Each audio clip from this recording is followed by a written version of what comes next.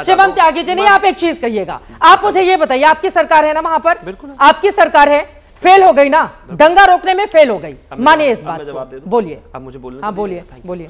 मैं अपने आप को इतना असहाय महसूस कर रहा हूं क्योंकि एक, मैं सब धर्मों का सम्मान करता हूं, दूसरा मुझे अपनी गर्दन बहुत प्यारी है, तीसरा मैं किसी के धर्म को क्रिटिसाइज नहीं करना चाहता, लेकिन महिलाओं को लेकर भी इस देश के एक धर्म के एक ग्रंथ में क्या क्या लिखा है, भाटी जी आपको दे दूंगा, आप पढ़ देना अगर आप में हिम्मत हो तो। दूसरी बात, प्लीज रुकिए, प्लीज। मैं विरोध में अभी बोलने देंगे कि नहीं? चला जाऊं उठ के आप ही की तरह, जैसे आप एकदम ड्रामा करना शुरू कर देते हैं। रुकिए ना जरा प्लीज। दूसरा, मेरा नाम लेके बोल रहे हो, प्लीज रुकिए ना, चला नहीं आपके बीच में ना। दूसरा, दूसरे धर्मों को लेकर भी उसमें क्या कहा, मैं नहीं करना चाहता, प्लीज नहीं मानते। अब आइए, हिंदू मुस्लिम कौन, अभी तो आपको अपने आप बोलना था, अब हिंदू मुस्लिम कौन फैला रहा है सुनिए। संभल में पुलिस रिपोर्ट में कहा गया कि वहां पर पूरे तरीके से प्लानिंग के तहत दंगा हुआ, दंगा होने के बाद जिस तरीके से प्लान हुई, लोगों को अलग अलग जगहों से बुलाया गया, अलग अलग जगहों से बुलाने के बाद जो सर्वे टीम थी और जो पुलिस वाले थे उन पर पत्थरबाजी हुई, वहां पर जो गोलियां चली वो पाकिस्तान मेड और अमेरिका मेड थी, वहां पर 4 लोगों की जान गई जिनका नाम था बिलाल, नईम, कैफ और अयान। उनको 5-5 लाख रुपए देकर आए राजकुमार भाटी जी की जो पार्टी है। पूछना जरा कुंभ वालों को कितना देकर आए, पूछना जरा बाकी जगह किसी और को देकर आए। जो लोग दंगा कर रहे हैं, जो लोग दंगा फैला रहे हैं, जो लोग ग्रुपिज्म कर रहे हैं, जो पत्थरबाजी कर रहे हैं, कानून हाथ में ले रहे हैं, बाबा साहब का कानून हाथ में ले रहे हैं, उनको 5-5 लाख रुपए दे रहे हैं आप। जमीयत उलेमा दे रही है 5-5 लाख रुपए और 1 करोड़ रुपए इनकी जो सांसद उन्होंने मांग की।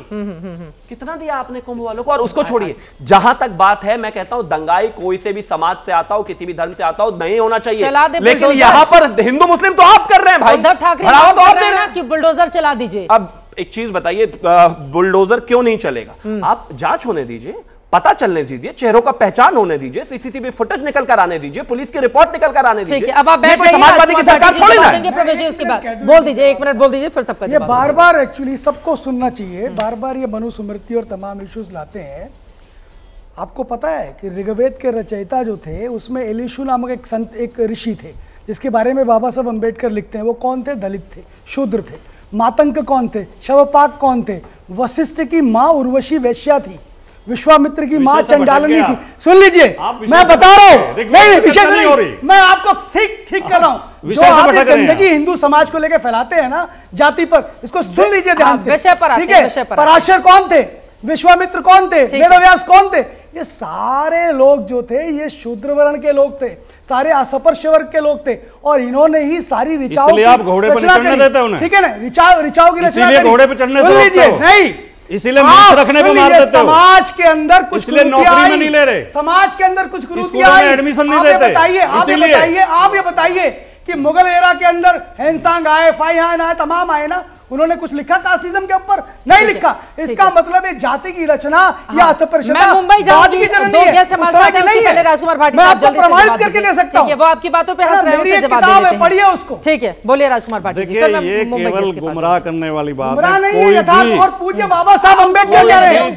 मनुस्मृति पर 39 में क्लीन चिट दे रहे बाबा साहब, बोल लेने दो, 39 में क्लीन चिट दे रहे बाबा साहब अम्बेडकर। जिस व्यक्ति ने भारत का इतिहास और भारत की सामाजिक व्यवस्था पढ़ी है, वो कोई भी ये, हर कोई ये जानता है। मैं प्रोफेसर हूं भाटी साहब, मैं आपको इतिहास बता रहा हूं। हुआ है उस इतिहास के अंदर मातंग के ऋषि हुए, कुत्ता का भोजन करने वाला औरंगजेब पर रहते हैं, औरंगजेब पर रहते हैं, औरंगजेब पर रहते हैं। छुआछूत, भेदभाव, जातिवाद, ये सब गलत है और इस पर कई बार हम बहस करते हैं, करते रहेंगे। अभी विषय पर रहते हैं, ठीक है? उधर नागपुर में जलने की तस्वीरें सामने आ रही हैं, विषय पर भटकने। बैठ जाइए प्रवेश जी, बैठ जाइए, बैठ जाइए, प्लीज अब बैठ जाइए, खेत माना गया, अब बैठ जाइए, अब बैठ जाइए, औरत को खेत माना गया। और जिस मनुस्मृति की बात करते, यत्र नारी पुंजति रमन्ते तत्र देवता, ये श्लोक उसी के अंदर है। ठीक है, ठीक है, हम खेत वाले नहीं है। आप जवाब दीजिए राजू बागवाल जी और विद्या चौहान जी, मैं फौरन आपके पास आ रही हूँ। नहीं, मुझे तो इस बात का आश्चर्य है कि इन ग्रंथों में स्त्रियों के खिलाफ बहुत खराब बातें लिखी हैं और चित्रा त्रिपाठी एक स्त्री होते हुए उसका समर्थन कर रही हैं। पता नहीं इसकी क्या आप आगे मुझे सर्टिफिकेट देने के लिए, आप आगे मुझे मैंने बताया कि मनुस्मृति में लिखा हुआ है यत्र नार्यस्ति पूज्यन्ते रमन्ते तत्र देवता। हम लोग हर जगह इस बात का जिक्र करते हैं। और राजकुमार भाटी जी, मुझे लगता है व्यक्तिगत लड़ाई पत्रकारों को छोड़ देनी चाहिए। यहाँ पर औरंगजेब पर चर्चा हो रही है, लेकर आ रहे हैं आप मनुस्मृति। औरंगजेब और मनुस्मृति को क्या आपस में जोड़ा जा सकता है? राजकुमार भाटी जी, नहीं राजकुमार भाटी जी, आप अगर इस तरह की टिप्पणी आप कहेंगे, मनुस्मृति का आप जिक्र करेंगे और मैं उसका एक श्लोक सुना दूंगी तो आप चिढ़ जाएंगे। ये ऐसे तो नहीं चलेगा ना सर। और आप रामचरितमानस के पंक्तियों का गलत अर्थ में लोगों को, मुझे जानकारी है ना, मैंने पढ़ी है, मैंने उस पर रिपोर्टिंग की है, मैंने उस पर उससे जुड़े हुए विद्वानों से बातचीत की है कि ये क्या है कि सब ताड़न के अधिकारी, तो उस पर लोगों ने बताया था, लेकिन उस पर नहीं जाते हुए सर बहुत डिबेट हुई है। आप ही के समाजवादी पार्टी के नेता, जिसको बाद में आप लोगों ने निकाल दिया, उन्होंने जब इस बारे में रामचरितमानस पर टिप्पणी, मैंने खूब उस पर डिबेट की थी। हमारे ही पडरौना के रहने वाले हैं, कुशीनगर के, मैं अच्छे से जानती हूँ उनको, फाजिल नगर से चुनाव भी हार गए थे, उस पर नहीं जाते हैं सर। मेन मुद्दे पर रहते हैं औरंगजेब। मैं एक निवेदन जरूर करूंगा, बस 10 सेकंड में आपसे। बोल लेने दे प्लीज। आज जाके मनुस्मृति खोल के पढ़ना और ये देखना किस अध्याय में, किस संदर्भ में ये श्लोक आता है कि यत्र नार्यस्तु पूज्यन्ते। अरे अच्छी बात है ना कि मैं ऐसी चीजों को नहीं पढ़ती हूँ, मैं अच्छी चीजों को पढ़ती हूँ जिसमें लिखा हुआ है यत्र नार्यस्तु पूज्यन्ते। मुझे ऐसी चीजों को पढ़ने की क्या जरूरत है? आप कैसी सीख दे रहे हैं मुझे नहीं पढ़ना ऐसी चीजें जो महिलाओं को लेकर इस तरह की टिप्पणी करना, मुझे नहीं पढ़ना है। राजकुमार मुद्दे पर नहीं तो फिर जाना पड़ेगा। ज्यादातर धर्मों में दोयम दर्जे का माना गया, ज्यादातर धर्मों में। ये कहो ना कि कुरान के अंदर खेत माना गया, कुरान में खेत माना गया, बताइए हिंदुओं ने भी माना। राजू बागमारे जी, इस पर चर्चा कर लेंगे। स्त्री विमर्श पर चर्चा नहीं हो रही है। 8 मार्च को हम लोगों ने खूब उस पर डिबेट कर ली है, खूब यहाँ पर महिलाओं का बड़ा पैनल भी था। राजू बागमारे जी, अब आपकी ये जिम्मेदारी है कि महाराष्ट्र में शांति बनी रहे। अब सरकार तो फेल हो रही है दंगे रोकने में, आगे क्या करेंगे बताइए? महाराष्ट्र में जिसने भी दंगे में भाग लिया है किसी को भी बख्शा नहीं जाएगा। और जो बड़ी बड़ी बातें उद्धव ठाकरे कर रहे हैं बुलडोजर चलाने की, मेरा सवाल है उद्धव ठाकरे जी को कि उनमें दम है तो बोलो कि औरंगजेब के कब्र के ऊपर बुलडोजर चलाए करके है। अगर उनमें दम, अगर असली हिंदू है तो बोलो। उद्धव ठाकरे जी का मेरा सवाल है उनको कि जो बुलडोजर चलाने की बात कर रहे हैं तो उनको बोलो कि बोलो औरंगजेब के कब्र के ऊपर बुलडोजर चला सकते हैं हम, या हमको तो चलाने के लिए। वो बात वो नहीं करेंगे, वो तो दोनों साइड से बात करेंगे। उनका उद्धव ठाकरे जी का बयान ऐसा ही रहेगा कि जिसमें दंगे भड़के, जिसमें लोग एक दूसरे के साथ लड़े और लोगों में असंतोष फैलाने का काम उद्धव ठाकरे और कांग्रेस पार्टी कर रही है। तो इस महाराष्ट्र के अंदर जो भी दंगे फैलाएंगे उस दंगेखोर को शासन करने का काम महायुति की सरकार करेगी। हमने सबका सीसीटीवी हमारे पास है, सबके वीडियो शूटिंग्स हमारे पास है। हम किसी को छोड़ने वाले नहीं है, चाहे वो किसी भी समाज का हो। इस महाराष्ट्र के अंदर पूरी तरह से शांति और अमन और प्रगति के और महायुति इस महाराष्ट्र को लेके जा रही है, तो हम किसी को बख्शने वाले नहीं है। और यही बयान हमारे नेता आदरणीय एकनाथ जी शिंदे साहब ने किया है, यही बयान देवेंद्र फडणवीस चलाने के लिए।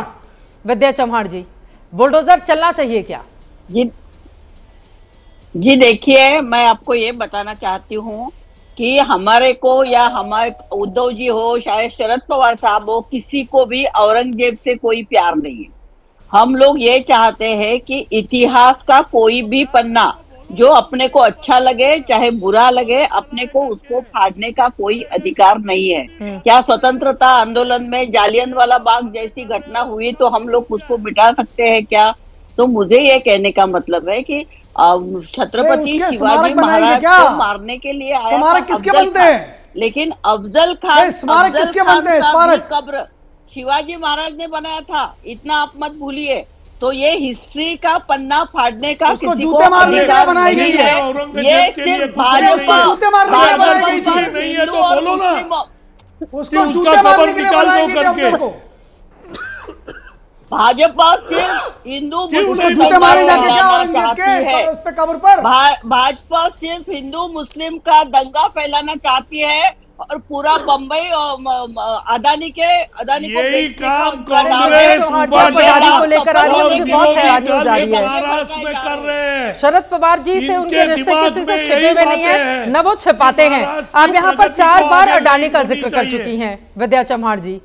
पूरा मुंबई अदानी को बेचने का काम चल रहा है एक जगह, और दूसरी जगह अडानी के मामले में औरंगजेब को तो आपने गले अडानी को लेकर पूरा चुनाव लड़ चुके हैं। औरंगजेब को किसने गले लगाया है? अभी अडानी और विरोधी दल ने तो औरंगजेब को गले लगाया है। आपने विरोधी दल ने औरंगजेब को गले में लगाया है। अरे उसका तस्वीर, औरंगजेब की तस्वीर गले में डाल के घूमो। कांग्रेस वाले और उबाटा के लोग और एनसीपी के लोगों ने औरंगजेब की तस्वीर गले में डाल के घूमना चाहिए। अगर इतना प्यार है तो आप घूमते हो, उनमें अगर दम है तो बोलो कि उस कबर को निकालो करके। अरे क्यों नहीं बोलते हो आप? क्यों नहीं बोलते हो? क्यों प्यार है आपको? राजनीतिक बयानबाजियां तो जारी रहेंगी, लेकिन ये बात भी सच है कि औरंगजेब की कब्र जिसके रखरखाव की जिम्मेदारी एएसआई की है, वो बना था 14 रुपए में जिस समय उसका निर्माण किया गया था, लेकिन 2 लाख रुपए उसके रखरखाव पर खर्च होते हैं। दावे अपनी ओर से जो भी किए जाए, लेकिन सरकार की जिम्मेदारी है कि शांति और व्यवस्था बनी रहे, चाहे वो महाराष्ट्र हो, नागपुर हो या देश का कोई और हिस्सा हो। लेकिन औरंगजेब के मामले को लेकर जो राजनीति चल रही है, ऐसा लगता नहीं कि वो थमती हुई नजर आएगी और दोनों ही पक्ष इसमें अपनी अपनी राजनीतिक रोटियां सेकते हुए दिखाई दे रहे हैं। इसी के साथ महादंगल में अभी के लिए बस इतना ही। देश और दुनिया की तमाम खबरों के लिए आप देखते रहिए एबीपी न्यूज।